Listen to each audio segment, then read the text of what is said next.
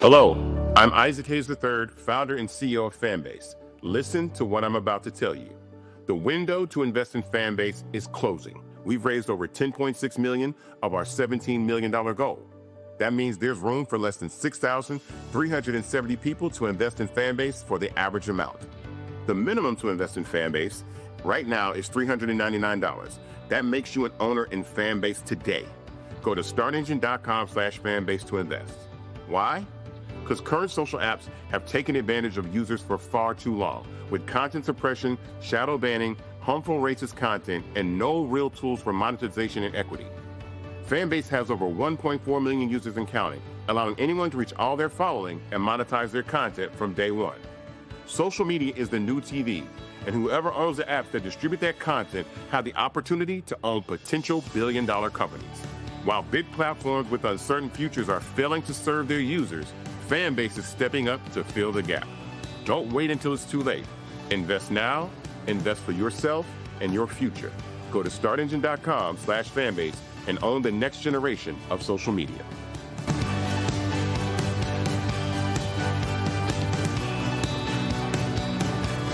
Black Star Network is here. Hold no punches. I'm real revolutionary right now. Support this man, Black Media. He makes sure that our stories are told. Thank you for being the voice of Black America, Roland. Stay black. I love y'all. All momentum we have now, we have to keep this going. The video looks phenomenal. See, there's a difference between Black Star Network and Black-owned media and something like CNN. You can't be Black-owned media and be scared. It's time to be smart. Bring your eyeballs home. You dig?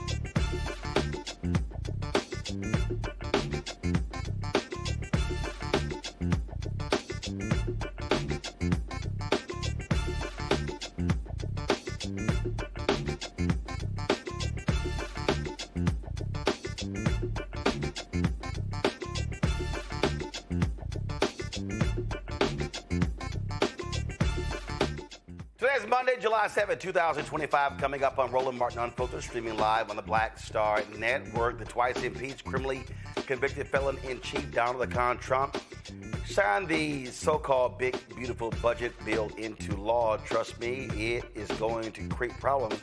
And black faith leaders took to the pulpit on Sunday to discuss how the new law is going to impact the black community. We'll show you what some of them had to say.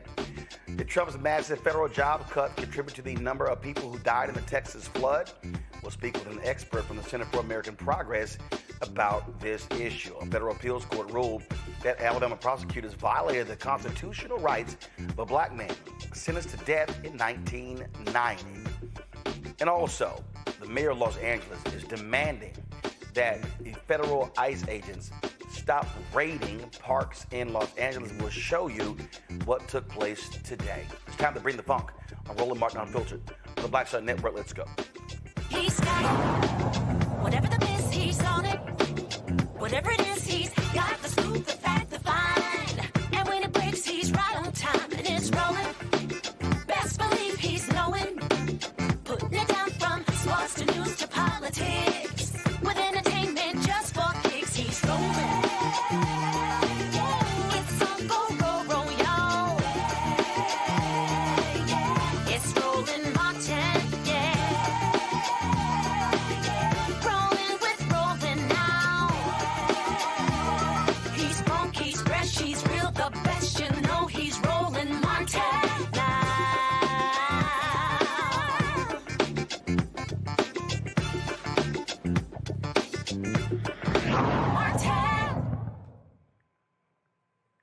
Folks, Los Angeles looked like a movie set today as federal ICE agents literally raided MacArthur Park in Los Angeles. And we talk about raiding the park literally, coming through with armored vehicles, coming through there, horses, as if it was a federal, literally a federal assault on the park there. Folks were shocked and stunned. Individuals literally enjoying the park. You've got vendors and things along those lines, and they come in and just sweeping people, just sweeping them through, and it caused massive amounts of chaos today. Los Angeles Mayor Karen Bass demanded that these agents stop doing this in L.A. I want to bring in my panel and talk about this because this is one of the issues that, again, here's what we have to understand. I need everybody watching to really pay attention to what I'm talking about here. What they are doing, they want this to be a television show. This show of force. Numbers don't lie. More people were deported under Presidents Barack Obama and Joe Biden than Donald Trump, if you compare the data of the first 6 months. But what Trump is doing is, let's show this show of force. Let's attack these folks. And then let's have these high-profile arrests at immigration courts and things along those lines. Because then it's telling the people in the country, see, look at what Trump is doing. He's being effective. That's right. He's shutting these people down. He's getting rid of these lawless people. Yet when you look at the data, we're talking about folks, most of them who are not lawbreakers. But the whole design is to play on the hearts and minds of the public to get them to believe that's what's going on. Dr. Omikango Dabinga, Senior Professor of Lecture, School of International Service, American University, author of Lies About Black People, How to Combat Racism out of D.C. Andrew Clark, Managing Partner, District Legal Group, also out of D.C. Morgan Harper, Director, Policy and Advocacy for the American Economic Liberties Project out of Columbus, Ohio. Glad to have all three of you here. Let me first start with you, Andrew. What people have to understand, most of the people who they are snatching and arresting, they're not violent criminals. Over the weekend, they went to one car wash, and the owner stopped them from coming onto his property. At another car wash, they waited until the owner went to the restroom, and then they went in and snatched the guy, and then the owner came out, and it was already too late. And that's what they're doing. And we don't know who these people are. We don't know if they are legitimate individuals. They're not showing any warrants. They're not showing any ID. Their faces are covering. We don't know if these are bounty hunters, if these are vigilantes. We literally have no idea what's going on here. And the mayor of Los Angeles is making it clear, stop. But what Trump and Ice Barbie Kristi Noem, what they want to say is, oh, Los Angeles is being besieged. It's being invaded. So therefore, we must take it over. Yeah, and Roland, thank you for having me on the show. And this is not the first time that we've seen an action like this from Trump. If you recall, June 1st, 2020, in Lafayette Square, right here in Washington, D.C., Donald Trump wanted to do a photo app. So what did he do? He had the U.S. Secret Service and Metropolitan Police Department tear gas protesters that were lawfully protesting in Lafayette Square to clear the way so that he can go and take a photo op in front of a church. And we're seeing the same type of law action here in Los Angeles. And you're right, Roland, you're right. This is exactly what they want. They want chaos. They want odds. And what do they want to distract us from? That's a question that we need to know. They want to distract us from the bill that's going to destroy the American economy. They want to distract us from everything that's happening overseas that's going to have a direct impact on the United States. And they want all eyes to be on Los Angeles and the travesty that's happening, the lawlessness that's happening on a court of what the United States government is doing at the direction of its commander-in-chief. Omekongo, again, what I'm trying to get people to realize is that the numbers are the numbers. It's not like they are dramatically removing more people than happened under Biden and Obama. The difference between Obama and Biden didn't turn it into a daily TV show. Yeah, and neither administration went into cities. Neither administration focused on going into inner cities and or focusing on blue states. And the people who they arrested actually had due process, which is why people like us who spoke up and said there's so many deportations happening, and some people called him the deporter-in-chief, people didn't dispute the process because it was done legally, though it was excessive. Roland, this is completely different. The fact of the matter is Trump now has his brown shirts. I mean, I just think often about the Holocaust the last few days, and literally everything that's happened and that happened at the beginning of Nazi Germany is happening here, obviously with the exceptions of the death camps and the gas chambers and all of that.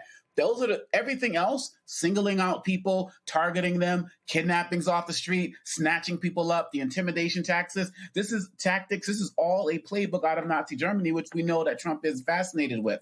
Americans have to continue to fight this. Americans have to continue to speak up. And y'all who are in these red districts and these red states and stuff, if you feel like it's just a matter of time before this stuff is never going to come to your community, we see in certain spaces, they arrested the Vietnamese lady who served us for 40 years, and they arrested this Iranian and these one-offs. It's going to start happening because really the person who's really running this is Stephen Miller. And Miller is obsessed with numbers. And he said, go to Home Depot, go to 7-Eleven. I can get folks. Just get them. And eventually they're going to run out of places to target in these blue states. And before you know it, they're going to start hitting the red areas as well. This is an opportunity for people to come together as a country to demand change. But unfortunately, Roland, we are so splintered just by the news outlets that we watch alone. And so many people watching other networks and so-called news networks are entertained by this. Unfortunately, they're going to be entertained until they find out that their economy is also suffering as well, because there's going to be no folks on the farms. There's going to be no people in these buildings, no people to work in manufacturing. Their costs are going to go up in addition because of what Trump's also doing with his ridiculous tariff policies. Now's the time to speak up, and I'm so glad we're leading the show with this tonight. Here's the thing to that point right there, Morgan, that Omekongo just made. And too many people don't understand any of this.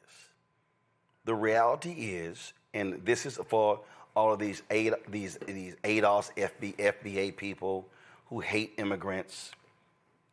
The reality is, if it wasn't for immigration, our economy would not have recovered as fast as it did after COVID.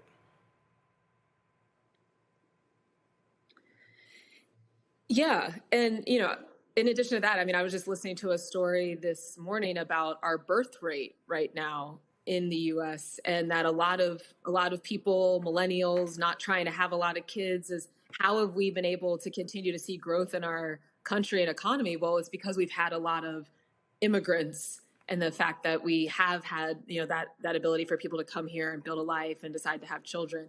And look, it's not to say that there's no need to address the immigration issue and make sure that we're protecting people and providing resources for people who have been here for a long time.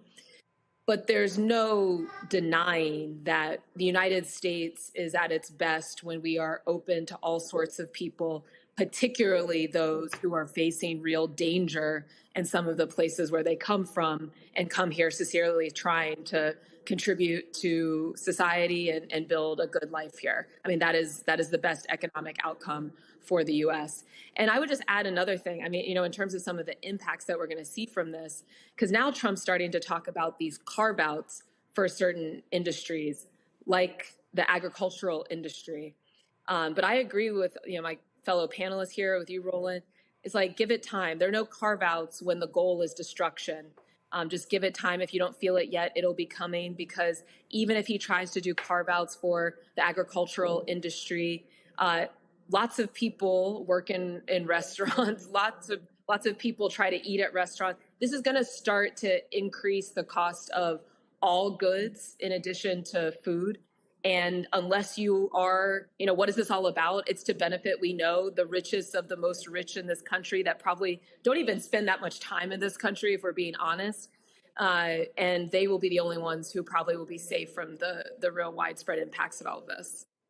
Yeah, what you're seeing right here is video footage from Los Angeles, from one of the local stations that was showing them literally in MacArthur Park with this armored vehicle. And you're sitting here going, really? Like you need all of that. And again, it's all by design. Let's do this show of force. Let's do this massive show of force. And what we now know, because of the bill that Trump just signed, they are adding billions of dollars, Omekongo, to the federal budget, because Trump and Stephen Miller, and they want more of this. They have created this narrative that the United States is being invaded. And as a result, we need to have this type of action on American streets. And what he's doing is he's not doing this in the states where there actually are more individuals who are undocumented in the country. He's not doing this in Texas. He's not doing this in Florida. He's doing this, he specifically wants to do this in blue cities. And it goes to show you, and in fact, Control Room, find the comment of this pathetic dude in Iowa, where he literally has talked about how he despises and hates Democrats. Remember when all of these people were saying, well, Joe Biden, what about the 70 plus million who voted for Trump? It's amazing how they wanted everyone to respect his voters, but he has no respect for the voters of Vice President Kamala Harris and the Democratic Party. Yeah, and they're still talking about Hillary Clinton's use of the term deplorables. You're still hearing that in some of their broadcasting networks. This guy has called Democrats everything. He's put a target on their back with his language. And we're just coming off of last month, the tragic assassination of the Minnesota lawmaker and her husband, and the shooting of the other Minnesota lawmaker and his wife. And that type of rhetoric, and what did the guy have in his car? A bunch of Trump paraphernalia. But Trump gets a pass to literally say that he hates Democrats and they hate our country. This is the language As I said, this is the language of any type of beginning of any type of genocide or mass killing. You put a target on somebody, you talk about them in hateful terms, vermin, rodents, taking our jobs, and so on and so forth. He's giving people, as Lyndon Johnson said, people to look down on. And that's why so many people look at this and justify this. And to Morgan's comment about, the carve-outs for agriculture, Trump tried to do that a couple of weeks ago, said we were going to do that. And then apparently Stephen Miller, last time I checked, Roland, who's the president? Because they both want this. People are saying Stephen Miller's overruling, but Trump wants this as well. They said, no, it's not going to happen because his business sponsors are saying this is hurting us, but the people who are in his administration and his base are saying this is what we want. And people are saying he's conflicted. No, Trump is a master of doublespeak, and he's a master of marketing, and he's a master of giving a little bit to people here and a little bit to people there. But we need to look at the actions on the ground. This is looking like the riots in 92 in LA. I mean, come on now. This is Rodney King, right? This is what it's looking like. And we're already seeing stories about civilians, American citizens getting harassed. And it's just a matter of time, Roland Martin, before somebody starts shooting back or these soldiers start shooting themselves because these Marines and guys, they're not trained to work in the United States in civilian areas. That's not what the military is trained for. This is a tweet from Mayor Karen Bass 3 hours ago. And this was what she posted. She said, "This is footage from today in MacArthur Park, minutes before there were more than 20 kids playing. Then the military comes through. The second I heard about this, I went to the park to speak to the person in charge to tell them it needed to end now. Absolutely outrageous." Look at this. They literally are on horses, troops walking in ahead. This is where kids were playing soccer. They don't care. They don't care at all about what happens to folks. Here's California Governor Gavin Newsom.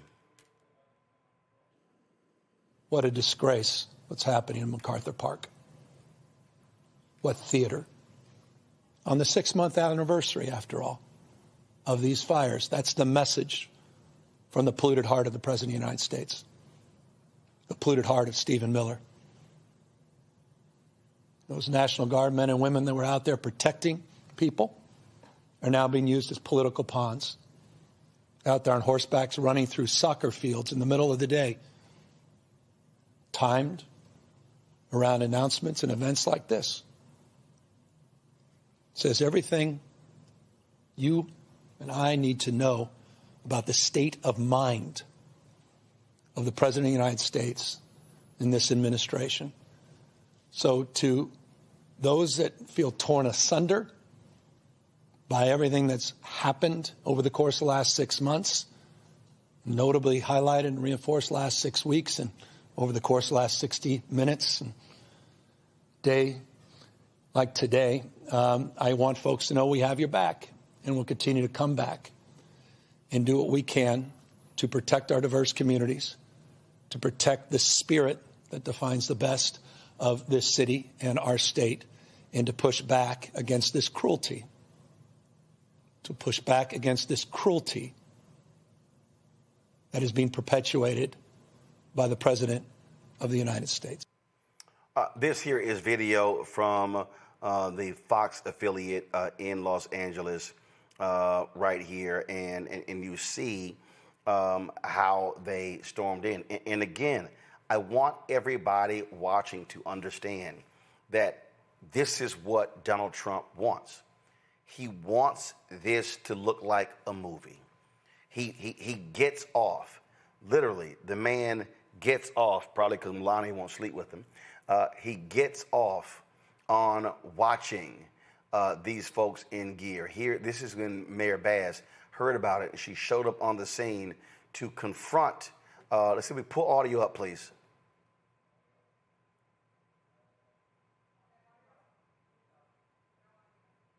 Okay. All right. So, she came there to confront the leader right there, and let him know exactly how she felt about this action that was being taken in her city. And again, people just need to understand that, as I said, Trump wants this whole theater. He wants the cameras. He wants to see them in their uniforms. He wants to see them in the hats and the horses and all of it. This is exactly what he wants. Andrew. You know, it's just so sad to see this. And, you know, those are federal agents. You know, that this guy looks like he's of Asian or Hispanic descent. And a lot of it is, you know, Trump to blame. But at some point, when do you just stop doing your job? When do you say, look, the $50,000 that they're paying me a year is just not enough to sacrifice my dignity? When do you put down your weapon and march with people? Where's the Los Angeles Police Department? You hear the mayor saying that, the governor saying that they're going to be standing with them. Where's his resources putting towards stopping this travesty? It's just a sad, sad day for America, a sad year for America.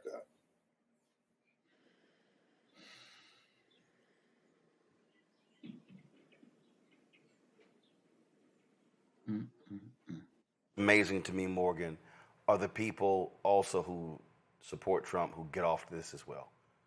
MAGA loves this. They eat it up, and they want more.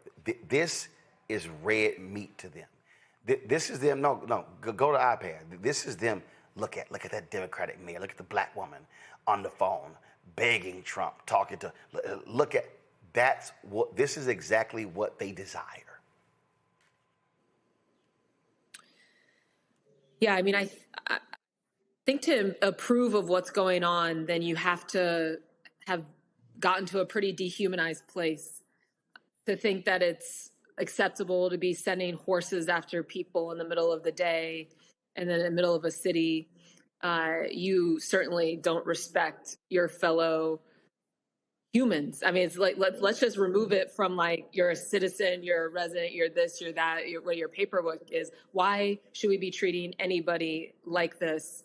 And we know that there's a better way to do it, even if, which it hasn't been clear, there's some communal consent, or there's some consensus on who we do or do not want to be here. It never needs to look or be like this. And again, I mean, let's be honest, there were frustrations with, and I think, some of the panels were referenced that there were frustrations with how Biden and Obama were handling this too. But this is so far beyond anything that most of us consider normal. And I do think that a lot of this is to score political points. And like, Governor Newsom was saying, to distract from the real problem that they're facing in California is the ongoing need for resources and support to rebuild from the fires. I guess if there's one positive thing I could point to, it is that, I'm politically, do I have a ton in common with Governor Newsom? Not necessarily. I mean, he hasn't been a great champion of taking on monopolists by any means, but the fact that he is on the same page that this isn't acceptable, that he does represent a type of leadership that is going to at least try to be honest about what's happening. I think that's our challenge right now, is finding as many of us as possible who fit in that category and continuing to speak out that this is not the United States of America that we want to be part of, and we can do better. We showed you the remarks of Governor Gavin Newsom. These are the remarks of Mayor Karen Bass.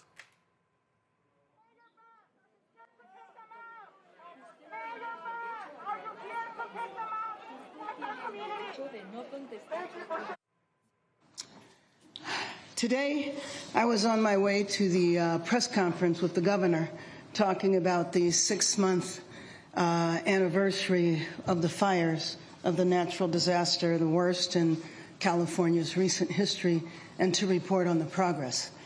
While I was on the way, though, I got alerted that there was an ICE operation, military intervention, who knows, at MacArthur Park. I turned around. We went to the park. I could see a helicopter in the air. I think it was a Black Hawk helicopter. And I saw military tanks. It was the Custom and Border Patrol, and it might have been military on the periphery. To me, this is another example of the administration ratcheting up chaos by deploying what looked like a military operation in an American city. So I went to MacArthur Park because it is very important that the truth be told about what happened there. Now, you can spin it any way you like, but in my opinion, it's a political agenda of provoking fear and terror. Frankly, it is outrageous and un-American that we have federal armed vehicles in our parks when nothing is going on in the parks. It's outrageous and un-American that the federal government seized our state's National Guard. It's outrageous and un-American that we have U.S. Marines who are trained to kill foreign soldiers overseas deployed in our American city. So here's the truth. There's no plan other than fear, chaos, and politics. Home Depot one day, a car wash the next, armed vehicles and what looked like mounted military units in a park the next day. This is, I mean, again, I need people to understand. We're only 6 months in. They've just handed them more than $100 billion. Y'all, this is going to continue. They don't care. Adam Serra of the Atlantic coined the phrase, cruelty is the point. And that is the point. It is cruelty. That is their objective. That is what they want to do. Gonna go to a break. We'll be right back. Roland Martin Unfiltered, right here on the Black Star Network.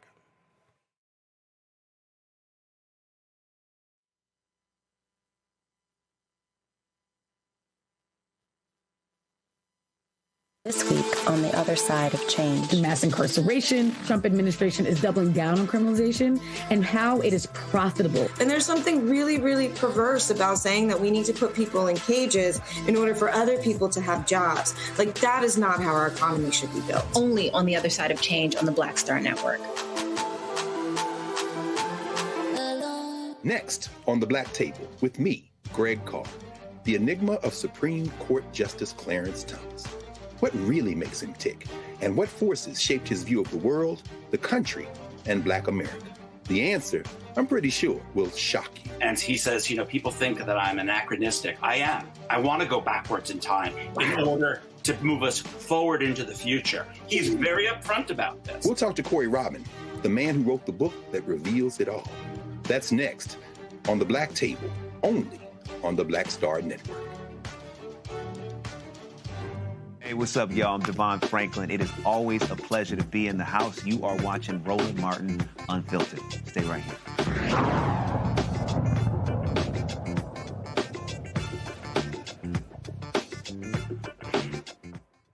I referenced earlier Donald Trump's attacks on Democrats after he signed the tax cut bill that he called the Big Beautiful Bill. And when he was speaking in Iowa, if you want to hear how nasty and despicable he is, this is an example. But I'm going to show you all the contrast after we play this. Roll that. Republican congressmen and women, because what they did is incredible last night. And the Senate, the Republican Senate, we got, not with all of the things we did with the tax cuts and rebuilding our military, not one Democrat voted for us. And I think we use it in the campaign that's coming up, the midterms, because we got to beat them. But all of the things that we've given, and they wouldn't vote only because they hate Trump. But I hate them too, you know that? So it's sort of, I really do, I hate them. I cannot stand them because I really believe they hate our country. You want to know the truth? Really? Do y'all remember how long right-wing media went nuts when Obama made his comments about the cops acting stupidly for arresting Skip Gates in Cambridge, Massachusetts?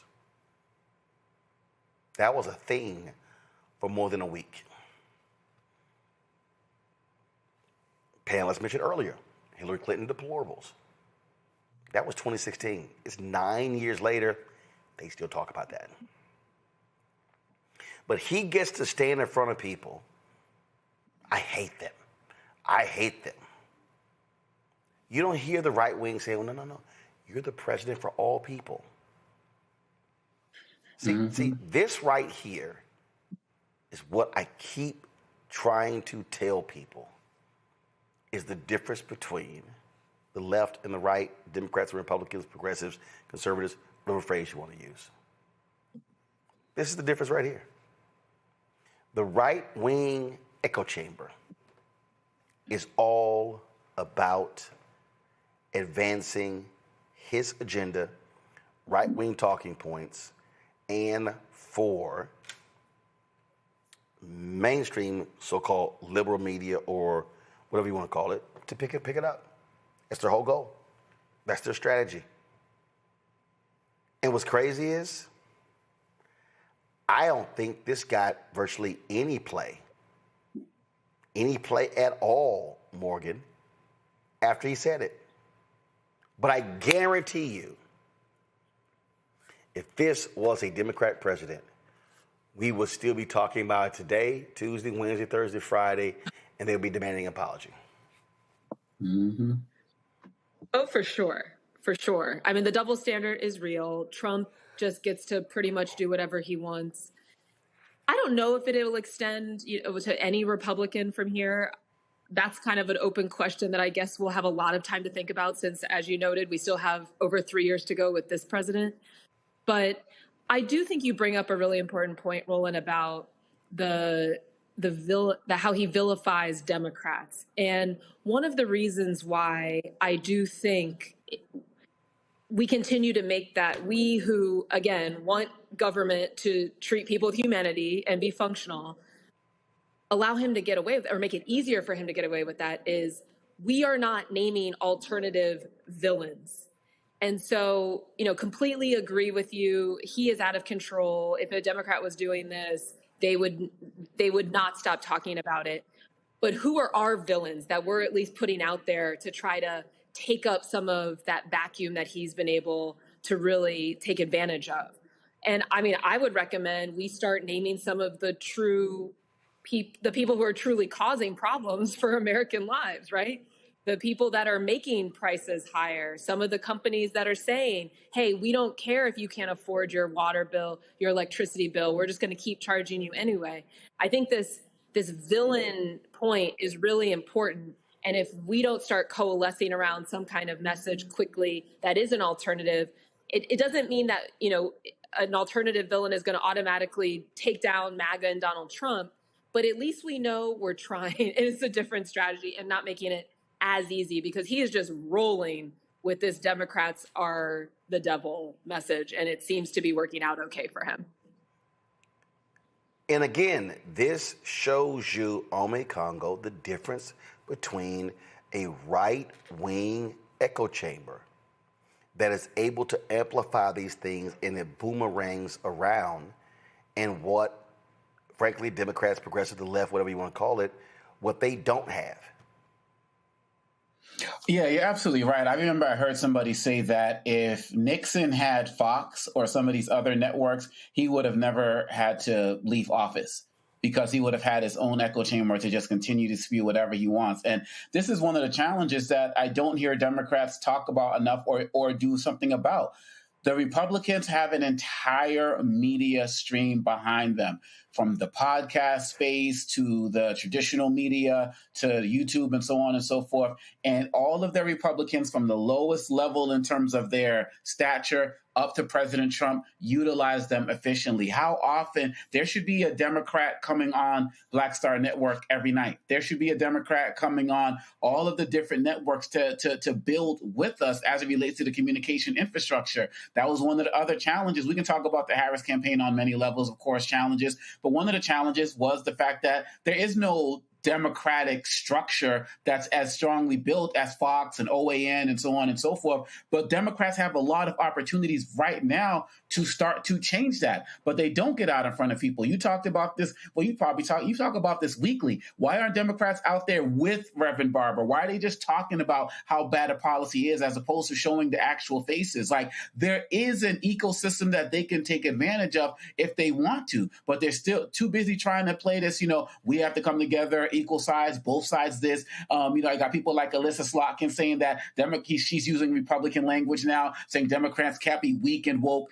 Gavin Newsom was going MAGA light before some of this stuff started happening. If they would take advantage of the networks that have been growing and building, they would have an infrastructure in place to challenge these Republicans going into the midterms. Republicans have already started with their midterm campaigning, and they're using their ecosystem to do that. And Democrats have that opportunity, but they're too busy. I remember last week he said, one of the politicians, every time he went on his feed, it was MSNBC, MSNBC, MSNBC hit. Nothing here, none of the other networks and platforms. If they don't get a fix on that, it's their election to lose in 2026. Andrew. Yeah, so Jasmine Crockett, very important activist in this time in history. I think that she's going to go down as a very outspoken political figure in this time in history. She is one of the only Democrats that I can think of that on a daily basis speaks up against the Trump administration. There are so many other progressive Democrats that may send tweets.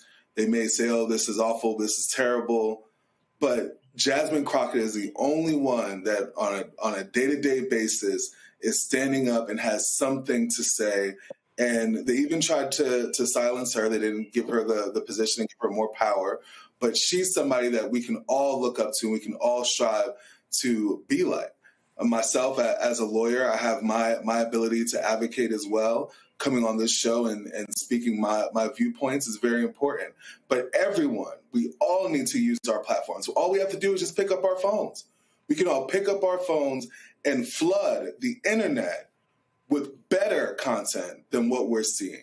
We should spend the next 3.5 years of just not even being concerned about what Trump is saying and only talking about what he's doing, because he's doing a lot behind the scenes. And this show focuses on that. But all of us, we all need to focus on that so that we don't have a situation where we're focusing on the movie and forgetting about the script. All right, folks. Hold tight 1 second. Going to go to a break. We come back. Devastation in Texas, massive flooding there. Kills almost 100 people, most of them children. And where was Ted Cruz? On vacation. Like he normally is when tragedy strikes in Texas. He's been called out for his lack of care, compassion, and empathy. Folks, support Roland Martin Unfiltered and the Black Star Network. If you want to join our Breed and Funk fan club, do so. This is the Cash App to contribute to us. This is the QR code. Use the Stripe QR code. You can also use this code for credit card donations as well. So check a money order. First of all, make it payable to Roland Martin Unfiltered. Mail it to P.O. Box 57196, Washington, D.C. 2003 7-0196. PayPal is R Martin Unfiltered. Venmo RM Unfiltered. Zelle Roland at RolandSMartin.com. Roland at RolandMartinUnfiltered.com. We'll be right back. Hi, I'm Dr. Jackie of A Balanced Life. Think about the men in your life and ask yourself these questions. Who are their male role models? Who can they turn to for advice to learn about what manhood is all about? On our next show, we talk about why male mentoring is so important to men of all ages. Actor Dondre Whitfield leads an all-star cast and panel to answer these and many other probing questions. A woman can't teach you how to be something that she's not. That's on the next A Balanced Life with Dr. Jackie on Black Star Network.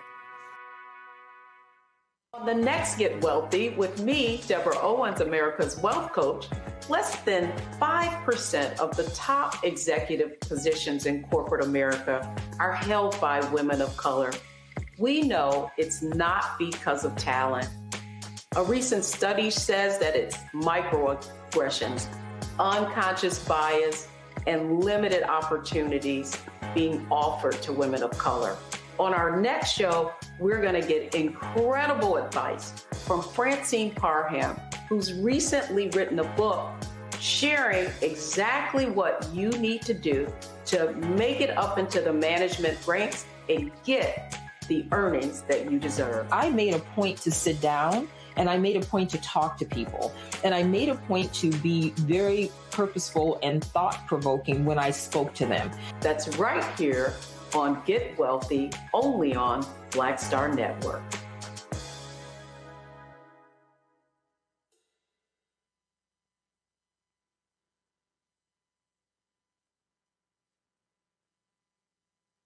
Hi, I'm Dr. Jackie of A Balanced Life. Think about the men in your life and ask yourself these questions. Who are their male role models?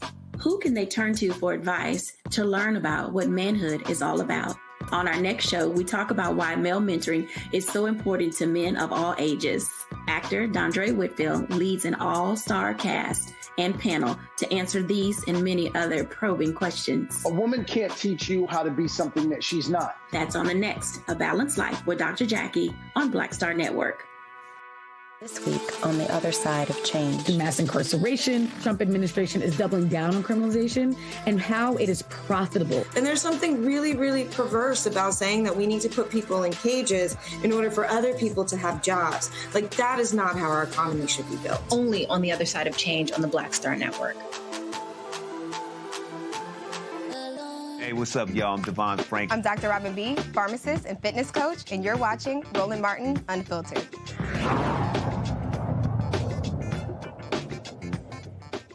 All right, folks, black preachers were in the pulpit this Sunday trashing the bill that Donald Trump signed into law on July 4th. We're going to play for you three of those pastors. Pastor William Lamar, of course, here, Metropolitan in Washington, D.C. Pastor Reverend Dr. Frederick Haynes, Friendship West Baptist Church in Dallas, New Birth Missionary Baptist Church, Jamal Bryant. Here's what all three told their congregations on Sunday. In Central Texas now, body bags. People swept 20 miles down river, homes destroyed, dead dreams, and strangled hope. Violent wind ripped Job and Mrs. Job's children away from their loving bosom. Swelling floodwaters snatched away lives in Central Texas. These awful occurrences we call natural disasters. But let me tell you about another disaster, man-made, conceived and constructed by malevolent, misanthropic, cowardly, and unjust members of our own species.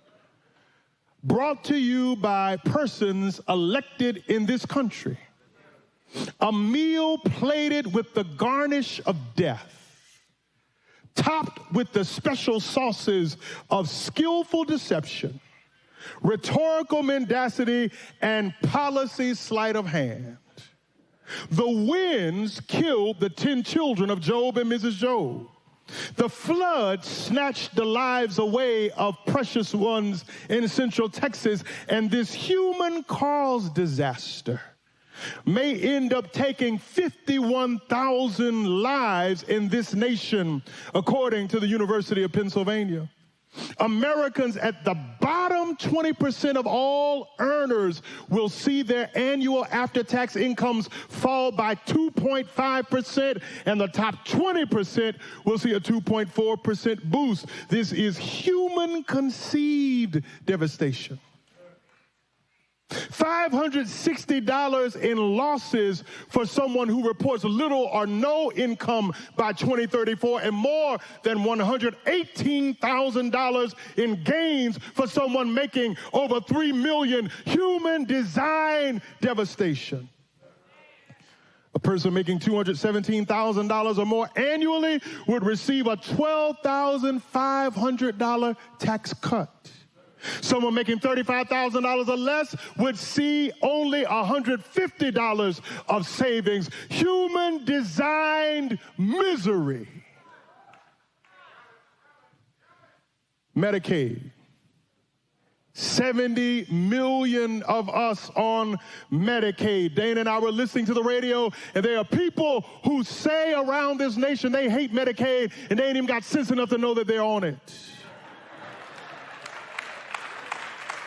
Because each and every state calls it something different. But these people who want to racialize poverty and say that somebody is taking, they are the very ones who have nothing without Medicaid. Medicaid, the government's health care program for low-income folk, will be cut by $1 trillion, forcing maybe 17 million people off its roll. This is necropolitics, the politics of death. This is human-designed death. More than 3 million will lose food stamps while Whitey is going to Mars.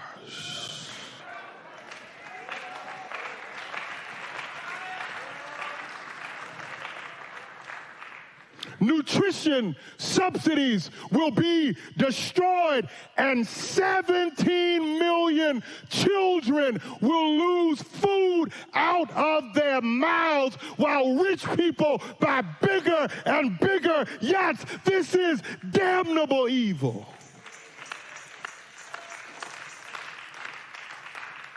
And human-caused pain. I laugh at these so-called deficit hawks who really just don't want to spend money on anybody that's poor, but will write themselves a check whenever they get the notion. National debt will increase by $4.1 trillion. This is a human malfeasance of duty. While I did not agree with everything that Barack Hussein Obama did, when he put Obamacare in place, he paid for it. And these evil lawmakers and their evil puppet master will drive up national debt, give your grandchildren a credit card so they can play on private islands.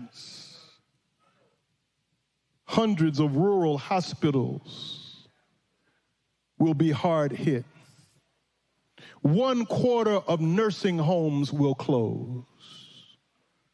Human-caused abuse of the poor and the elderly. And can I tell you right now, Mike Johnson is in church.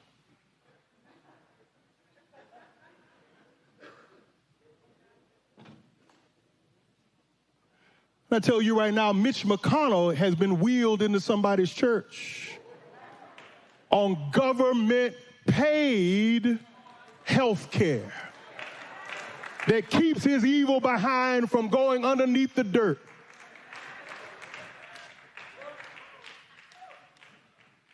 They are in church. Winds killing us.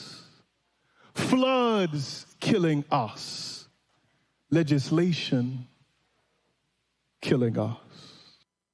Every now and then, I get tired of seeing wrong winning. Every now and then, I begin to question and get upset with God because I wonder if God sees what's going on, if God cares about what's going on. I'm still not coming through. I'll make it real plain. In a real sense, my sisters and brothers, it happens, and it happens on repeat. This past week, we watched in this country as this big, beautiful bill is now signed into law, and it will have ugly and unjust consequences. It is lethal legislation. It is a bill that kills. And watch this. This bill that kills, the Republicans are so dirty and slick that they made sure that it will not go into effect until after the midterm elections. And so people are going to get caught up in what tax returns they get and somehow conclude that this was a beautiful bill, but the ugly consequences are soon to come. And y'all, when they passed it, here's what messed me up. There were those who had the nerve to get up and read their edited Bible, and they read their edited Bible in order to justify the injustice that they were perpetrating. Have you thought about the fact that they have been so determined to kill Obamacare or the Affordable Care Act that as a result of them murdering Medicaid and gutting the Affordable Care Act, by the end of next year, 17 million people will not have access to health care in this country. They are so they are so determined to blame the poor for their impoverished predicament that they are presenting this bill that kills, this lethal legislation, and some 5 million people will no longer have access to SNAP. They are cutting services for veterans while adding to the military budget. Wait, what? I got to go back and grab you, because the veterans who served in the military are losing resources while they are spending more money on weaponry because of militarism and the madness of militarism in this country. And my sisters and brothers, here is what a group of us did, led by activist attorney, the brilliant Angela Rye. She has organized the State of the People movement, where we've been going around the country targeting cities to organize and serve communities that are underserved. And then, my sisters and brothers, this week we had a marathon, watch this, streaming session where we were educating the public about the badness of this bill, the ugly consequences, and the racist ramifications of this bill. And right before I got on, attorney and preacher gets on, and she says, Monique Presley says, we ought to have a time of prayer. I came on and said, black folk have always understood the connection between policy and prayer. Let's have a prayer session for an hour. After all, Jesus said, could you not tarry 1 hour? We prayed at midnight, from midnight to 1 o'clock, believing that God would come through. And then, my sisters and brothers, sadly, sinfully, shamefully, the bill got passed. The bill got passed, and I cannot lie, at that moment I wondered, how is it that wrong and wickedness keep winning? How is it that injustice somehow is on the throne and justice is on the scaffold? It made me upset. It made me wonder with the psalmist, God, I know that you're good, but your goodness doesn't seem to be showing up in dealing with bad people. I think I'll stop right there, because if I'm God, here's what I do. I wipe out all the bad folk. If I'm God, here's what I do. I make sure the bad folk, they get what's coming to them immediately, if not sooner. It seems like God just takes God's time. Y'all can judge me all you want to. I'm just letting you know there are some people on my list that I'd like to say, God, get them right now.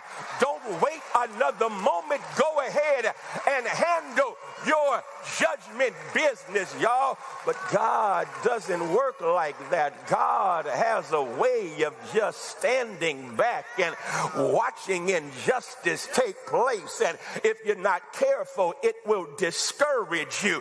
If you're not careful, it will cause you to lose heart.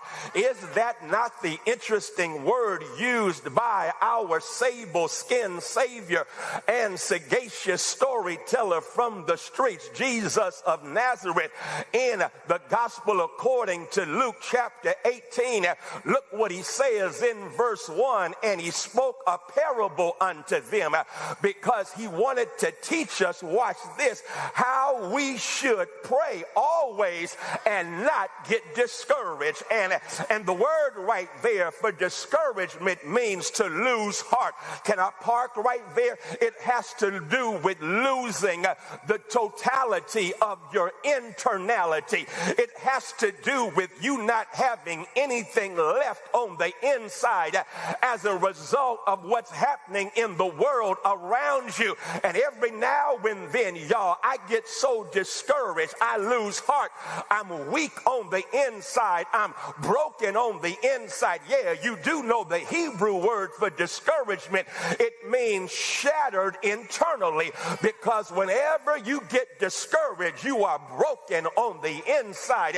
Whenever you are discouraged, you can tend to lose heart. And every now and then, no matter how big your Bible is, how long you've been going to church, we get discouraged. Every now and then we wonder if we can keep going on. Every now and then we find ourselves running on empty. And when you're running on empty and there's no exit sign, you're running on empty, there's no sign of a gas station anywhere close, and somebody is checking in right now, and I'm at your address because here it is, you're running on empty, and there are no exit signs. There is no filling station any place close. Jesus said in this parable, he spoke, he said, I want you to always pray and not give up. The leaders of this nation, who all claim to be Christian, committed the most un-Christ-like things since slavery. They have kicked 17 million Americans off health care, and 653,000 of them live in Georgia. They cut $186 billion off of food assistance from families and eliminated free lunch from children.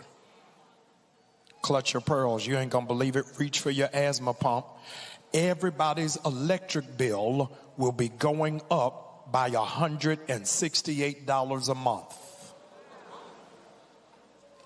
And at the same time, they're giving a $1 trillion tax cut for billionaires. Not to mention, over the last week, they have left 500,000 Haitians unprotected. A congresswoman in Minnesota was murdered, as was her husband, in their home by somebody who was a professed evangelical Christian Trumpite. And President Trump did not go to the funeral. He went to play golf instead of paying respects. There are in America 800 billionaires. That's it. 800 billionaires who benefit from the big, beautiful bill, where contrarily, there are 340 million who will suffer. What they don't understand, or what you don't understand, is the majority of those on SNAP, the majority of those collecting food stamps are white people. But they hate minorities so much that they will injure themselves just thinking they are punishing us. 435 hospitals will close in rural areas. They cannot even give an estimate of how many people will die in the first 3 years because of the absence of Medicare, Medicaid, and the closing of hospitals. They have opened up in broad daylight Alligator Alcatraz that is fit for canines to house immigrants, while white evangelical churches have said nothing about any of it. This This is exactly what pastors should be doing across the country as to how they inform their congregations. Morgan, you first. Yeah, a couple of points. I mean, one, I think it's important to continue to call out the impacts of the Trump administration's policies. And I appreciate that all of the pastors, it sounded like, had done their homework and were able to point to specific impacts and some of the numbers around that, like how much electricity bills are going to go up, for example.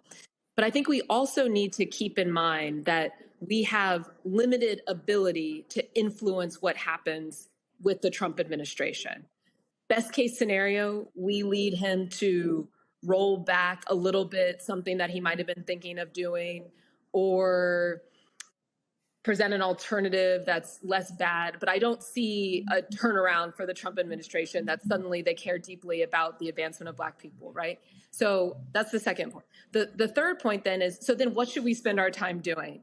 And I want to come back to what Andrew was talking about with Jasmine Crockett.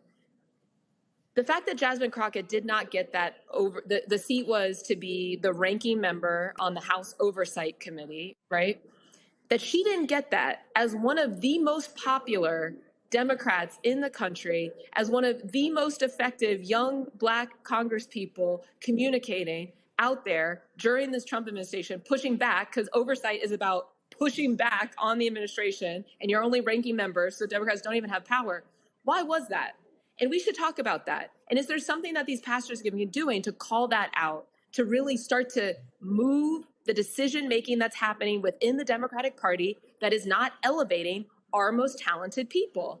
That's a problem. Because how are we affirmatively going to regain power away from Donald Trump or whoever is going to succeed him, should he be forced likely to step down, but we don't know what's coming there?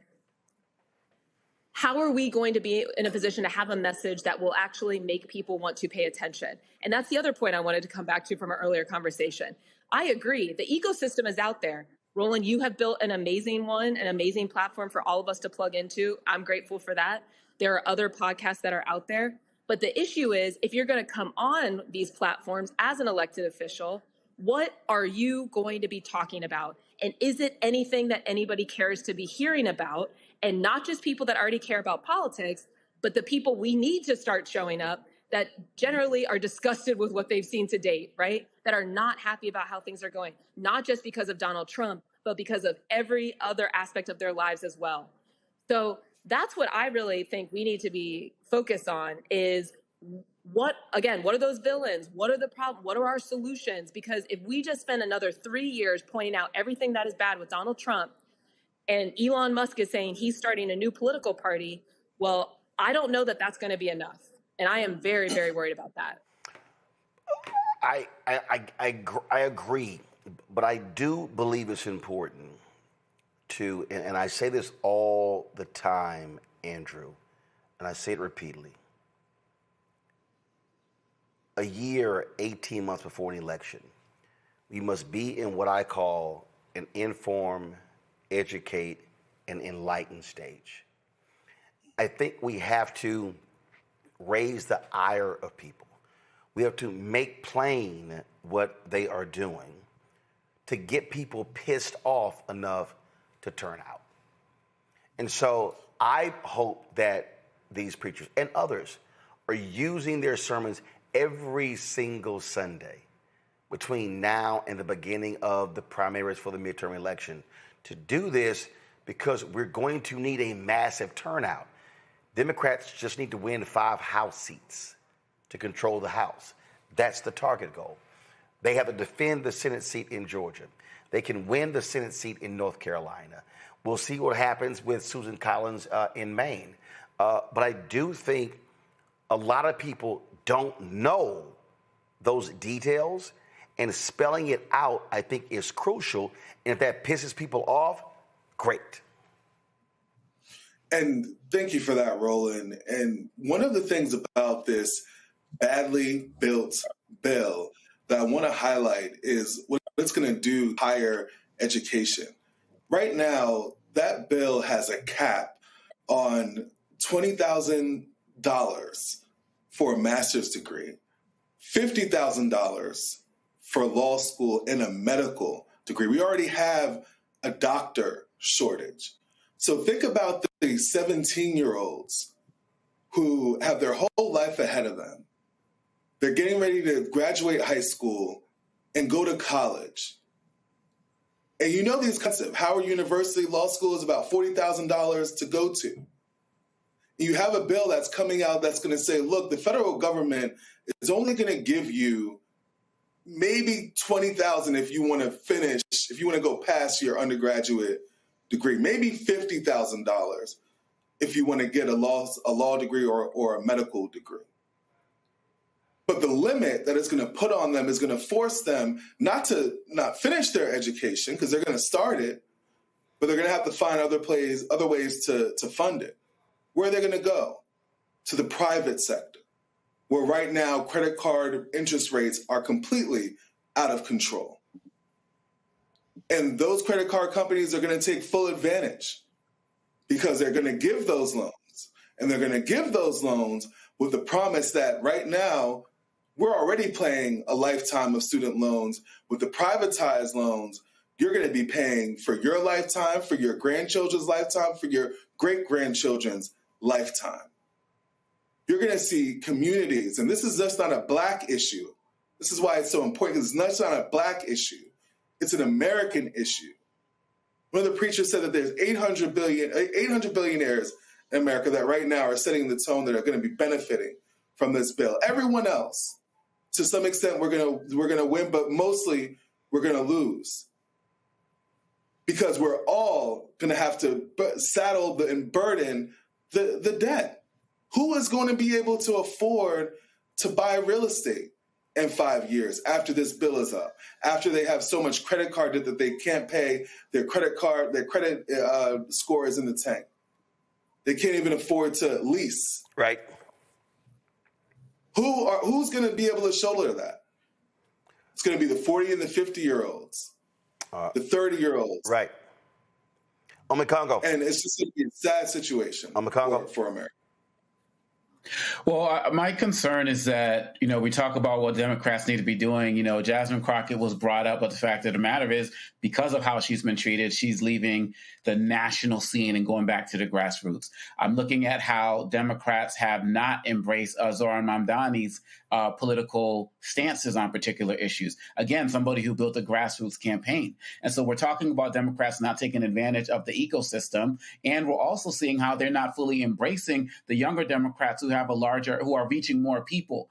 The three pastors who just spoke, they are speaking to people who need to be brought back into the fold. They are speaking to the potential non-voter who decided to stay home and now has to realize that they have an opportunity maybe to make up for that in the next year with the midterms, make up for some of that. And lastly, when it comes to Donald Trump has been known to back down when challenged at a hard enough level. And whether we're talking about tariffs, whether we're talking about his first administration and the child policies and cages that he changed after he saw some of the videos. So we can never not let up as it relates to continuing to challenge that. And so I feel like with these pastors, like you said, we need to see more of that. With engaging the Democrats who are newer with greater ideas to reach more people and continuing to confront Trump, all is not lost, and we can make some serious gains between now and the midterms. All right, folks, hold tight 1 second. We come back, quick break. We're going to come back and talk about the deadly floods in Texas. Our Republicans still want to deny the reality of climate change, and they want to deny that Trump's cuts to the National Weather Service contribute to this. You're watching Roland Martin Unfiltered on the Black Star Network. This week on the other side of change. The mass incarceration, Trump administration is doubling down on criminalization and how it is profitable. And there's something really, really perverse about saying that we need to put people in cages in order for other people to have jobs. Like, that is not how our economy should be built. Only on the other side of change on the Black Star Network. Next on the Black Table with me, Greg Carr, the enigma of Supreme Court Justice Clarence Thomas. What really makes him tick, and what forces shaped his view of the world, the country, and Black America? The answer, I'm pretty sure, will shock you. And he says, people think that I'm anachronistic. I am. I want to go backwards in time in order to move us forward into the future. He's very upfront about this. We'll talk to Corey Robin, the man who wrote the book that reveals it all. That's next. on the Black Table, only on the Black Star Network.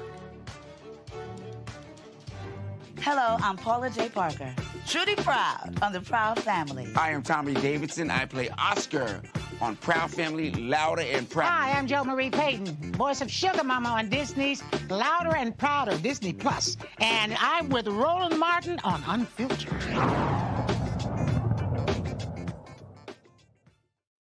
Some Texas state emergency officials are placing the blame on the short-staffed National Weather Service for its forecast for a storm that led to massive flooding in Texas that has killed nearly 100 people, including more than 24 girls and counselors attending a Christian summer camp on the banks of the Guadalupe River.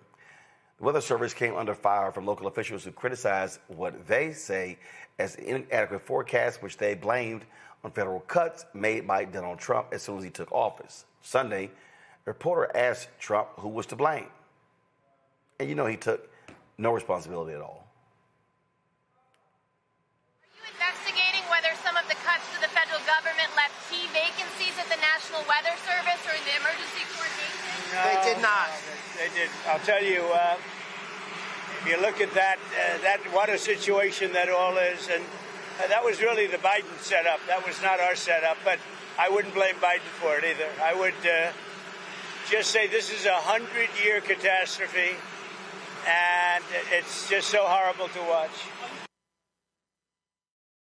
Set up. Okay. White House liar-in-chief Carolyn Leavitt said this about the actual fatal flood. Unfortunately, in the wake of this once-in-a-generation natural disaster, we have seen many falsehoods pushed by Democrats such as Senator Chuck Schumer and some members of the media. Blaming President Trump for these floods is a depraved lie, and it serves no purpose during this time of national mourning. Here are the facts. In the lead up to this tragic natural disaster, the National Weather Service did its job. Despite unprecedented rainfall, the National Weather Service executed timely and precise forecasts and warnings.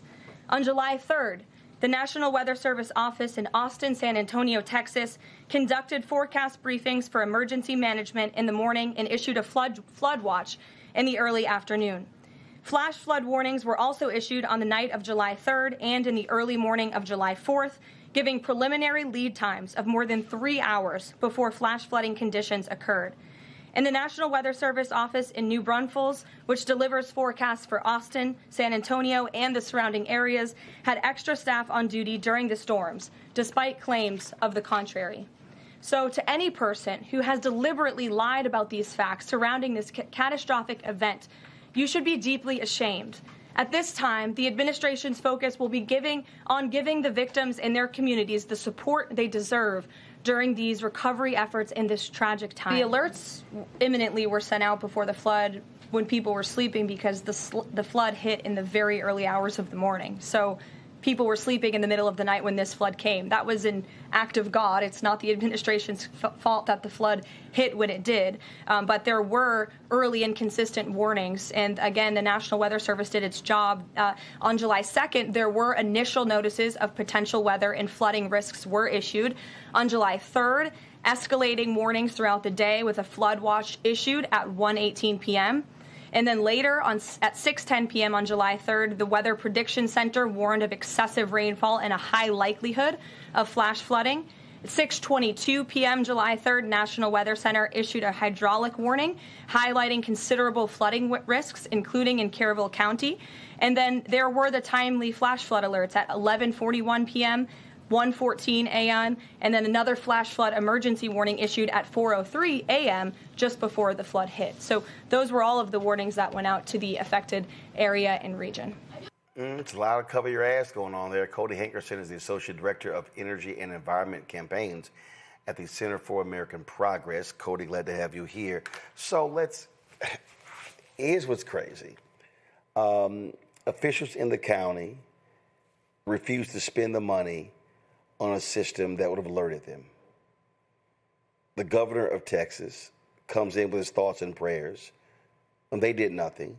There has been a long history of flooding on the Guadalupe River.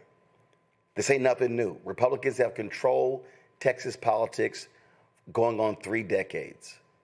So all of this effort to try to blame Biden and Democrats, it's pretty shitty. It's horrible.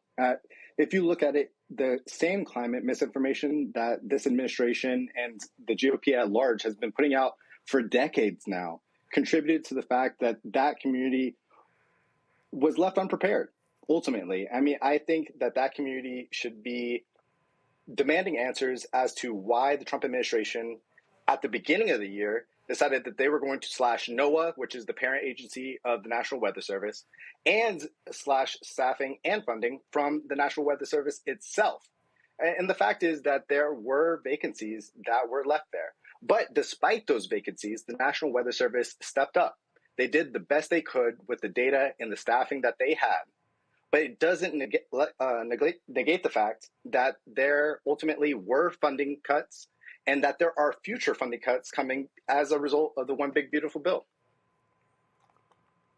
Now the death toll has surpassed 100, and you still have 10 campers and a 19-year-old counselor missing. So 11 people are still missing here. But also, what's a problem here? And I just said it. You've had a history of flooding on that river. Yeah. Republicans, they have slammed their heads into the sand. No, climate change is not real. And they just refuse to deal with it. And now you're seeing the effects, and it's Republicans who control Texas politics. Yes, and one of the things that stood out to me about the clips that you had shown was their use of this term once in a generation. And what we're seeing as a result of man-made driven climate change is that these once in a generation storms are becoming once a year or multiple times a year in some case. And that's where that climate misinformation is so dangerous, is that it makes people think, oh, well, this is just once in a generation. It's not going to happen again. But the Trump administration is actively taking measures to both take away our predictive power as well as our mitigation efforts to help make sure that tragedies like this never happen again.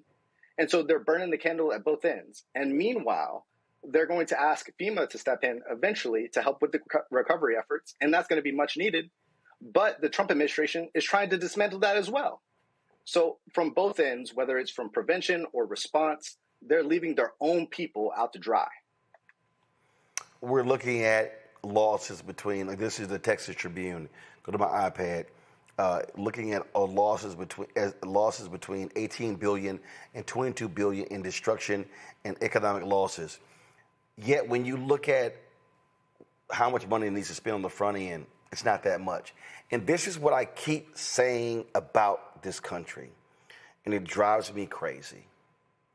In America, we wait till shit blows up, or a plane to crash, or a space shuttle to blow up, before we go, we might want to fix that.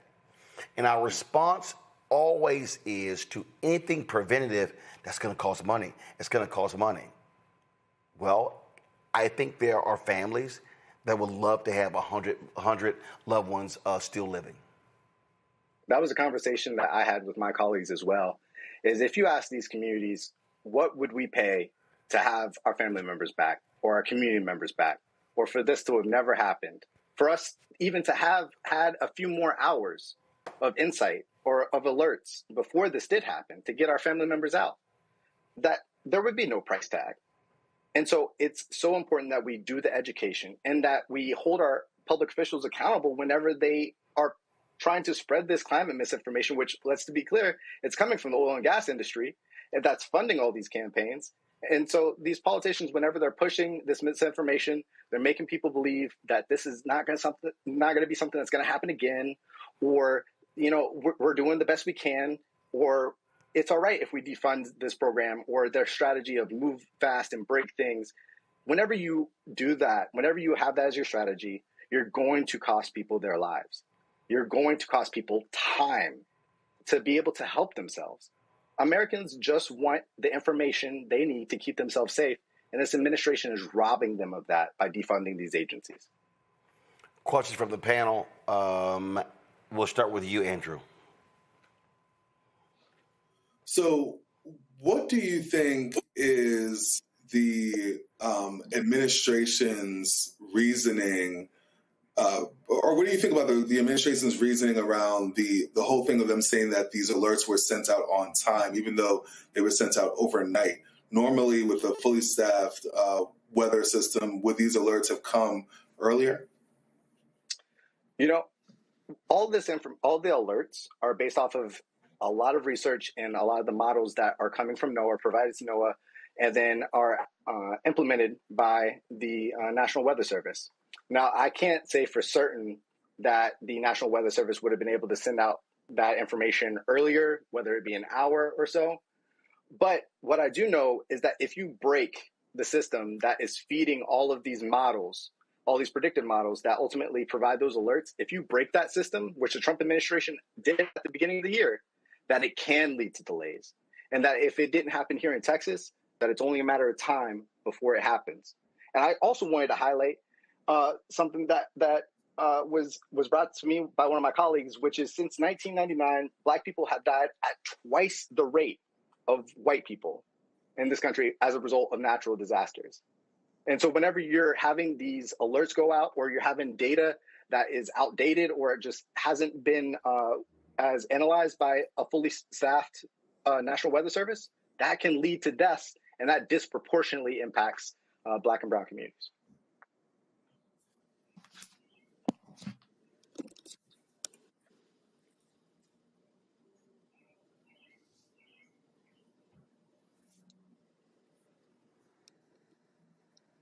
One of the questions that I had is that I'm wondering if, as it relates to when I was watching the press conferences, I saw nobody take responsibility at any level. From what Trump said, Kristi Noem said, it was old technology that needs to be updated. Then she said we're supposed to follow the leads of the local people. The local people said they didn't get the updates that they were supposed to get. How does this bode well for the rest of us in this country? I'm not an expert on this, but some people, they say we just entered hurricane season or this flooding season. Yes. What does this say for the rest of the country in terms of the regular people? Like, are we all on our own as it relates to this because the leadership at every level, particularly in red states, is so poor? What are we supposed to do? You know, that is very much the role of the federal agencies, is to answer that question. Is regardless of whether you live in a big city, say like New Orleans when Hurricane Katrina happened, or whether you're in a very rural area like this incident here in Texas, is that these federal agencies are supposed to be able to step in and make sure that you have the information in a timely and accurate manner in order for you to make these decisions. As far as us feeling alone, I don't know how else we could feel whenever Trump is over here trying to defund the agencies that are meant to alert us. It'd be very much as if your house was on fire and then somebody goes over and defunds the fire department and then tells you, hey, I really care about you, or I really care about your family safety. It's antithetical. You can't have two things at once. You can't really care about these communities and then also defund the agencies and the programs that are keeping them safe. Morgan? Yeah, thanks for the information, Cody. Couple of thoughts. Well, one, I thought it was very interesting to see the White House press secretary give such an impassioned defense of the role of government. So maybe she'll That's exactly what stood out to me, too. Yes, absolutely. Yes. Yeah, she'll learn the lesson. It's not just the National Weather Service that can do a lot for us. It's things like the Consumer Financial Protection Bureau that can send warnings when a company's trying to crash the economy. But anyway. So I thought it was interesting that in the Big Beautiful Bill that we did see some of those tax deductions for wind and solar were preserved. And so getting at your point of, some of these environmental issues and how they impact the public, how they impact the Black community, how are you seeing the public support for addressing the reality of climate change and policies that would do something about it, clean energy, grow? Are you feeling like more people are getting it? How are your campaigns going? Absolutely. We're seeing in poll after poll that Americans understands that climate change is happening, and they understand that it's being driven by the oil and gas industry. The question is then, what do we do about it? Is this something that we can mitigate? Is it something that we need to, and by mitigate, I mean just lessen, or do we need to try to rebuild our infrastructure to be more resilient? The answer is going to be all the above. Honestly, by the time that we're able to address all the harms that have been pushed by the oil and gas industry, we're going to have more resilient infrastructure. But what we need to have even before then is the research and the public education. And so we need channels just like this one to continue putting out information that says, hey, especially in Black and Brown communities that typically are ignored or are left unprotected against natural disasters, that we need the funding in order to have these public projects and to build better housing and to have more infrastructure, more disaster preparedness. If we dismantle these programs that allow us to both predict and to react to these natural disasters in a time that climate change is worsening, and that's what the polling is saying as well, is that most Americans know that it is worsening. If all those factors come along and all we've had at the end of the day is a bunch of debates and no action, people will ultimately be harmed. All right. Well, they still are searching for the missing, and it's interesting how these Texans are saying this is no time for politics. Yet they had a lot of political stuff to say when the wildfires took place in California, attacking Governor Gavin Newsom. Always happens. Absolutely. All right. We certainly appreciate you joining us. Thanks very much. Thank you for your time. Let me also thank our panel, Morgan, Andrew, and Omekongo as well for being with today's show. Folks, thank you so very much. We're going to go to break. We come back. I chat with Birmingham Mayor Randall Woodfin about his new memoir. You don't want to miss that conversation. You're watching Roland Martin Unfiltered right here on the Black Star Network.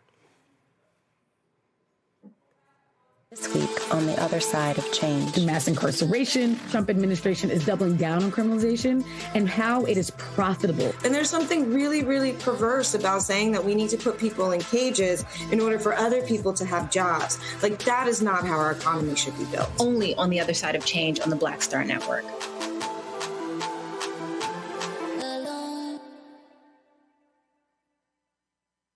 What's up? Geek Tony in the place to be. Got Kicked Out Your Mama's University, creator and executive producer of Fat Tuesdays, an air hip-hop comedy. But right now, I'm rolling with Roland Martin, unfiltered, uncut, unplugged, and undamn believable. You hear me?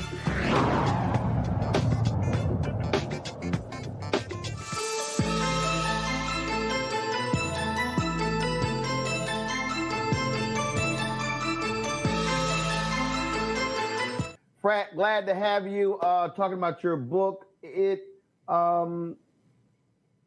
has to feel different to grow up in a city and to be sitting in the position that I dare say a lot of young men and women dream about, to actually be the mayor of the place where they born and raised.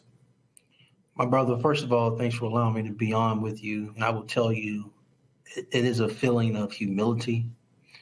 It is a feeling of opportunity to give back home. I know, and I knew very clearly at the age of 21, because I actually said it in a public, a national publication, Ebony Magazine, the August-September 2002 edition. A question was asked of all HBCU presidents around the nation. What is it that you wanted to be and or do when you grow up? At 21 years of age, a rising senior in college, I said I wanted to be the mayor of my hometown, Birmingham, Alabama. And 15 years later, at the age of 36, I became mayor. So it is definitely very, very humbling. What was your first taste of public service or politics? The first time you can remember doing something, being engaged in something, could have been with parents or grandparents. The first time where you got a taste of political life. It was actually older. There are no politicians in my family. We weren't my family. What I mean by even if it's somebody was involved with the community and then you were around, you testified before the city council, or you talked to a council member or a school board member, anything like that. the first thing I can actually remember, I was 19 years old. I got a chance to work for my congressman, Earl Hilliard, summer 2000 on Capitol Hill. But that wasn't the best part of the experience. The best part of the experience is the second half of the summer I worked in the district. I got a chance to travel around the district and see the residents that the congressman served, see them up close in not just urban Alabama, such as Birmingham and Montgomery, but rural Alabama and the Black Belt, where so many issues are still going on 25 years later. To see the residents, to feel them up close and see their issues up close had a profound impact on me saying, you know what, this whole notion of being a political scientist, one day possibly serving as an elected official, this is something I can commit to because you literally have the opportunity to change lives for the better. That was literally 25 years ago. Now you mentioned political science, and see what I always say, that's a theoretical discussion. So political scientists have theoretical discussions about politics. Reality is, look, I mean, I for me, knowing Dr. Ron Walters, working on Reverend Jackson's campaign, so he had practical experience, and so it's a lot different the folk who talk about politics versus the folk who've had to actually do it and be in the thick of it. Yeah. Agreed. So look, political scientists, what can I say? You have a policy lane, you have a public administration lane, and then I took the lane of a Juris Doctorate to enhance the political scientists, where I practiced law for a considerable time. But then I parlayed that into, well, before I was an elected official, I spent a lot of time, professional years, helping other good candidates get elected as a professional campaigner. And this was post-law school. So taking the experience of a political scientist on top of a Juris Doctorate, I parlayed that into candidate recruitment, candidate training, helping candidates on campaign finance end, as well as campaign management end, as well as my favorite part, field organizing, where you get to see it's not necessarily policy or public administration. It is in the field, on the ground, interacting with people, no different than I did when I worked for the congressman and got to see it up close when you actually represent somebody. And with that experience, what do you say to folk today? Because for me, my story is different. My parents were co-founders of a neighborhood civic organization. I mean, I'm 10 years old. I can't remember when it was founded. So I remember, them working on campaigns. I remember meeting politicians. I remember standing at polls on election day, passing stuff out. Right. I remember, when they would go to town halls and we in the back doing our homework. I remember there was a debate, a mayoral debate, and the TMO, the Metropolitan Organization, it was their debate. My mom was one of the 3 citywide co-chairs, and I'm sitting there watching the debate, so being able to interact. So for me, when I'm talking about this, it's because of what I lived and experienced. Right. But there are a lot of young folk, a lot of Black folks who don't have that experience. So what do you say to folk who say they want to see change? How do you tell them that you don't have to wait until you're 20, 25, 30 years old? Reality is you can do something now. Look, I would say you don't have to wait till you're 40, 50, 60 either. What I have found is that young people either wait or say, I'm too young, it's not for me. Or people tell them you're too young, it's not for you. One is disrespectful and the other one is not believing in yourself.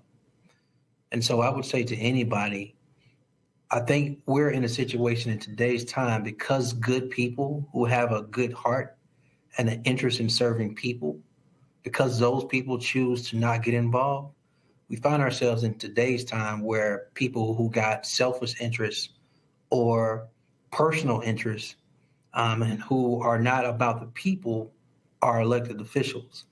And that is why government is the way it is right now. I would tell any young person, We need good people in office. And if you are expecting other good people to just jump in, so therefore you'll just wait and won't do it or wait your turn, we'll never get back to a point where elected office is about serving people. We got to have good people take the risk. We got to have good-hearted, kind people who have vision, who have some form of organizational skills. But the root of them, you want them to help people, lead people, serve people. The more we have people like that, young and definitely younger, the beauty of being young and being in office is that you are full and fresh of new ideas. We have a continuum government. It can get stagnant if we don't have what I call multiple generations in office. I'm proud to say that I have an administration that is full of all generations, both genders, as well as Black and white and other, as well as just a multitude of different facets of just life and experience. And I think we need young people in office because their generation of challenges, their generation of ideas, and their voice is needed at the table. But I dare say, and this is what I say to people, because there are a lot of folk who they want to be in office, but they don't want to serve. that there is a way that there is a training ground. There is a space. There are things that you have to do to get there. So when you are there, you know what to do with the power once you have it.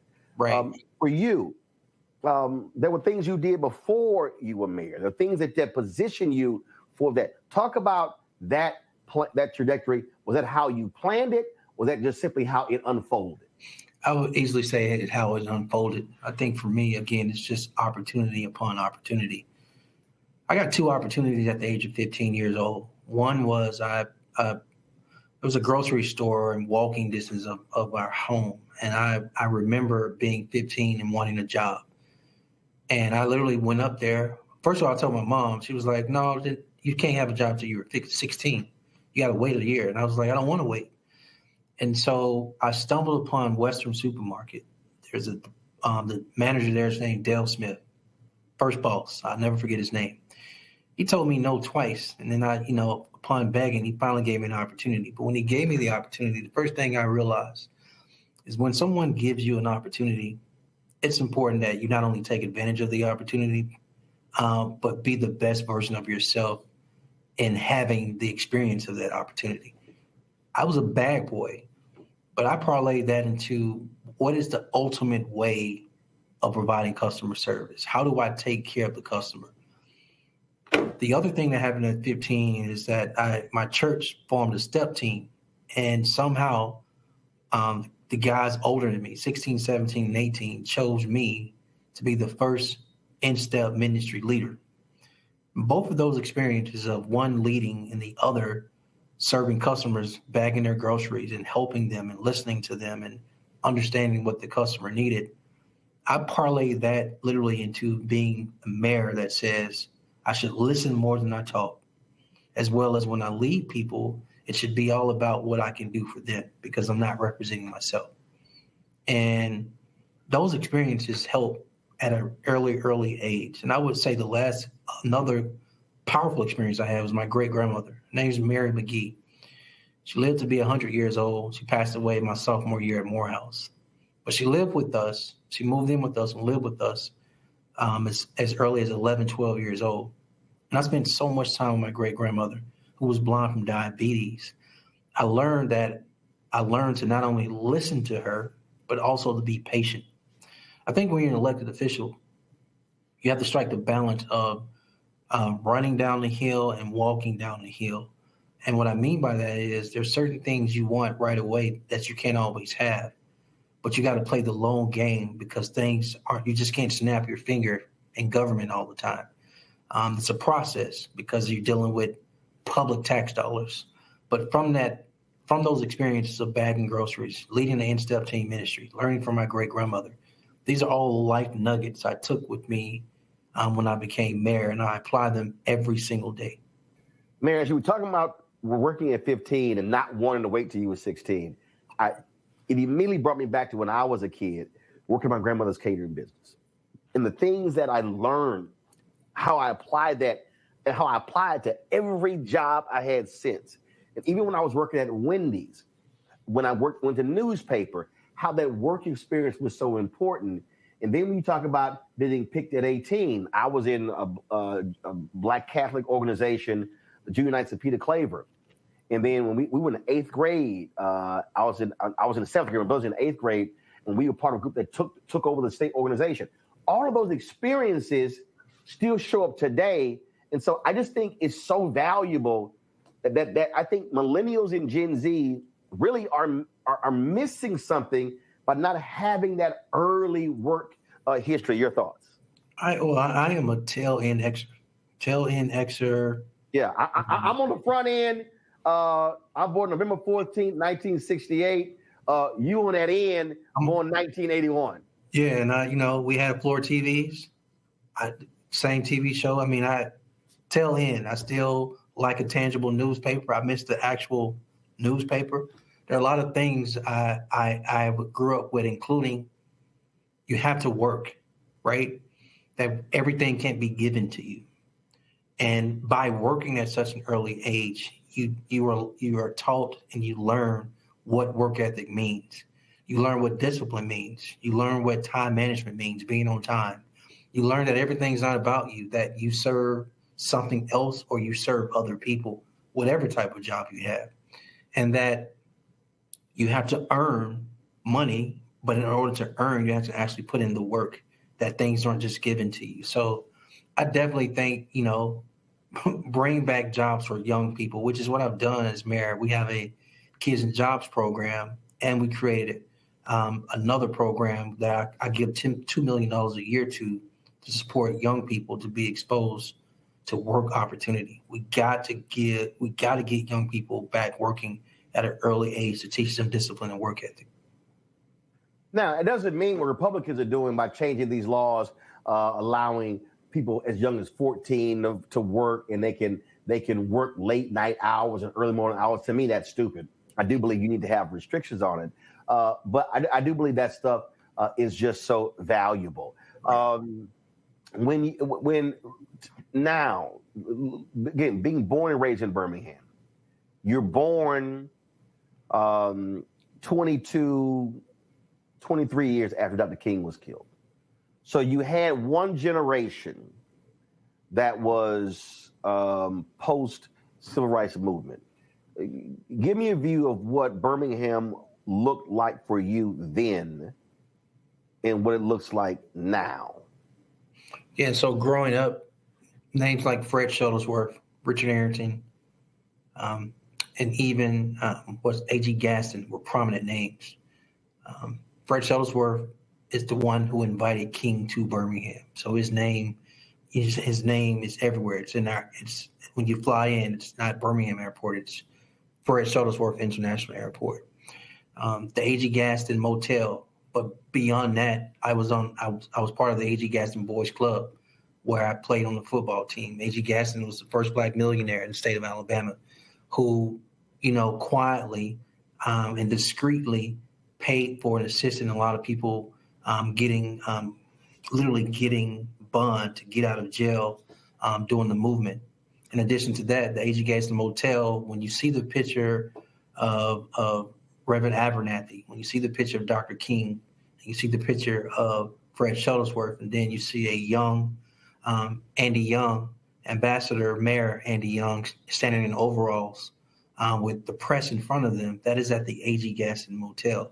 And so these are things that I saw as a child growing up, especially when the A.G. Gaston Boys and Girls Club was downtown Birmingham, near where the marches took place, and kids were attacked and people were hosed. These are all things that were triggered. Then in the 90s, still as a child, Dr. Richard Arrington formed and created the Birmingham Civil Rights Institute. And so then you were transfixed on understanding the movement from a museum turned institute standpoint, where you see Birmingham's powerful role in changing America, as well as laws that benefited Black Americans. And so as a child in the 80s and 90s, you saw these things. And for me, there was an appreciation early enough to understand the world has always watched Birmingham, and we reckon our differences on the world stage to see. We got to figure this out for our city. And so I was, I guess, indoctrinated at an early age about the importance of Birmingham's history tied to American history. When you again, prior to becoming mayor, you chose to be on the school board. Why? My mother is a retired educator. My stepmother is a retired educator. My sister's a current educator. And so around our kitchen table, education has always been a part of the conversation, but I'll give you something equally or more important than that. I am one of those naive, crazy people who believes if you want to change the world, you want to change people's outcomes, families' outcomes, Black men outcomes, if you want to change poverty, if you want to decrease poverty, if you want to decrease crime, if you want to increase opportunity, jobs, et cetera, it's all centered around educating Black kids. I believe that. And nobody will ever convince me education is not the best way for all the things you want to see in your community to get better. Running for the school board for me wasn't some springboard or something to do as a checkoff.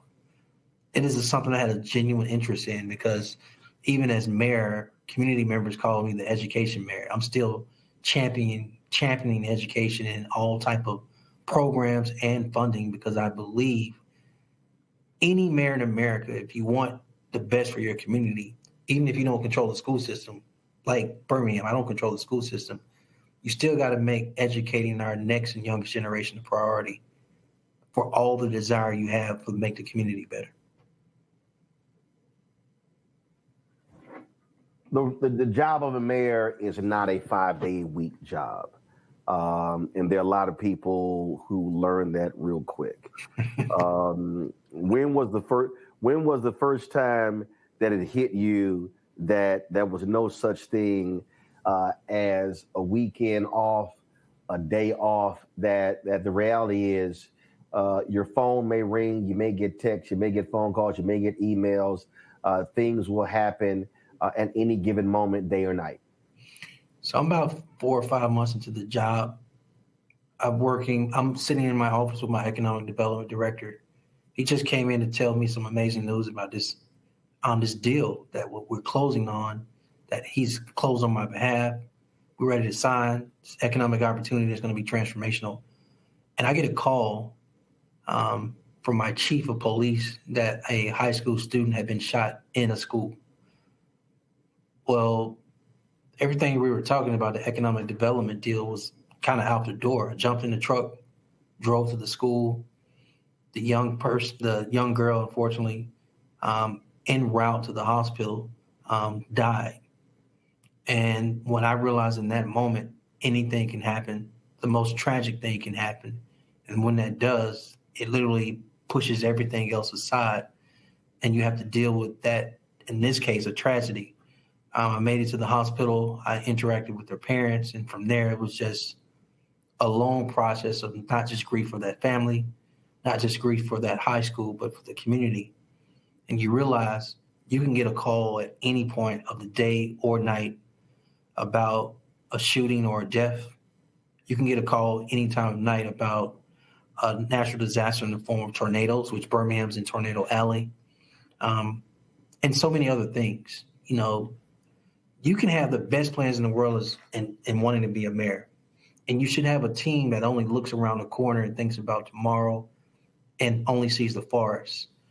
But a lot of this job, you can get caught in the trees, and it can unfortunately become a game of whack-a-mole because things always pop up, even if it's not tragic, that you have to deal with. And I find myself, I found this early, 4 or 5 months into the job. It's 25 hours a day, 8 days a week. With that, a lot of people think the mayor can do everything to solve every problem. No, man.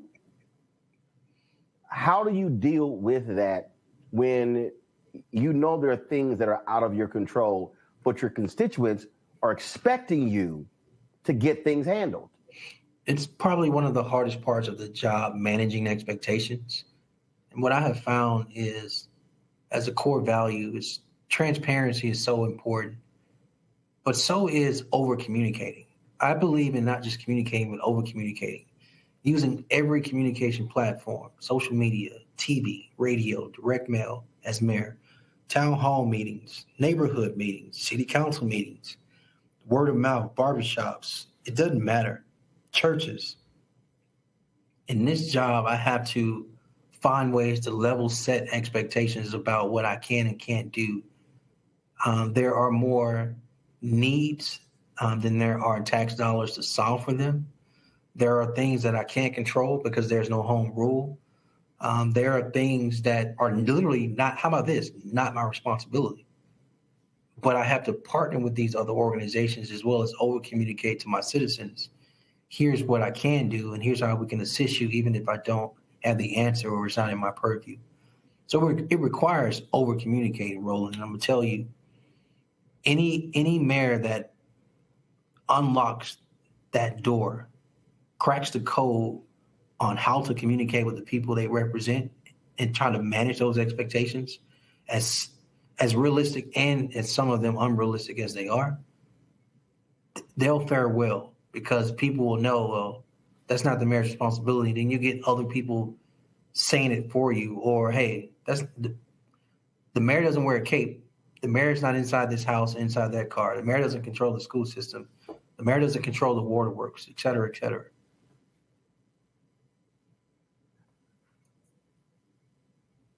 You have a really deep, troubled history.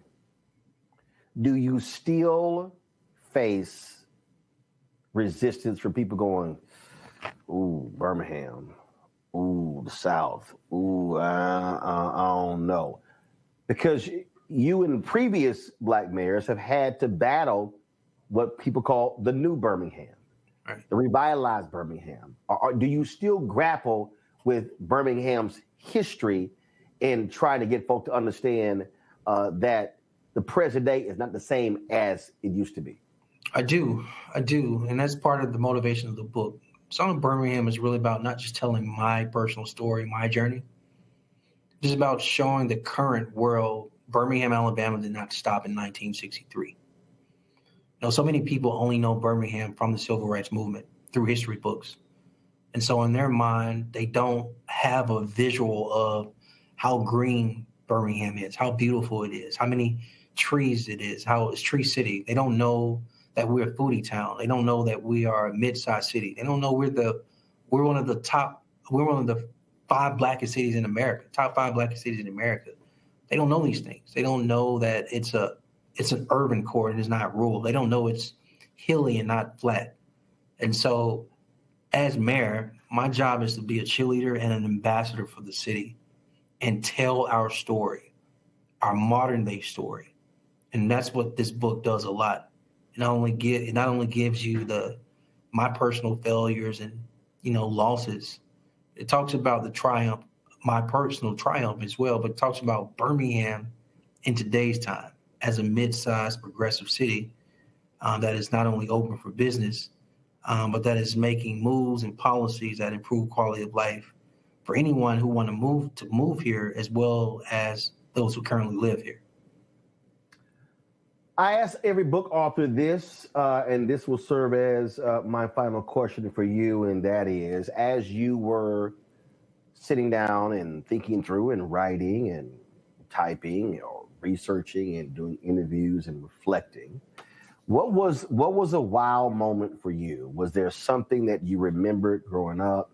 Yeah. Was there something that struck you that even made you go, wow, I forgot that, or that moment was crazy? What was it for you? For me, it was actually it's in the form of a tragedy. My brother was killed May 27, 2012. The book is written in order, but for the exception of writing about my brother. And what I did not realize when I started writing and got deep into it was I didn't realize how raw emotion I still had, and I hadn't fully processed or fully grieved or gone through all the grieving processes of acknowledging and or accepting my brother's death. I started writing the book in 2023. And so what's that? That's about 11 years later. 11 years later, I realized that not only do I still miss my brother, I hadn't fully processed his death. I hadn't fully processed that I still got his phone number in my phone, and I remember our last conversation word for word. I hadn't processed all of that. So it was definitely a wow moment, but it was an emotionally triggering moment that since I've written about him, I've actually gotten better because I can talk about it. I wouldn't have been able to be this vulnerable, honest with you prior to writing the book. So writing and talking about him was very actually therapeutic in a sense. Wow, that is that is a powerful moment there. It is certainly introspective, very fresh, but also forward thinking. I'll make this the last question, and that is, when you are done serving as mayor, what do you want people to know about the city and how you made it better? The first thing I want people to know is that Birmingham, Alabama is a progressive city where you can be successful and have opportunity. Second thing I want them to know is that we gave Black kids an opportunity to take control of their future, whether it's going to college for free or going straight into the workforce and coming out with the work opportunity. Third thing I want people to know is something very, very, very important. I broke through the legacy of segregation. I now preside over a city that still has a duplication of services. 2 parks, 2 libraries, 2 recreation centers in one neighborhood because one was Black and one was white. But I have a population that's gone from 340,000 at the peak in the late 60s, early 70s to 200,000 today in 2025. And so what I want people to know is that we did the right thing in providing services for our citizens, not at the cost of segregation, but at the cost of efficient government that actually worked for all of our citizens. All right, then. Folks, the book is Son of Birmingham, Mayor Randall Woodfin, a memoir. Frat, I appreciate it. Good luck with the book, and thanks a bunch. I always respect my big brother. All right, appreciate it. Yes, sir.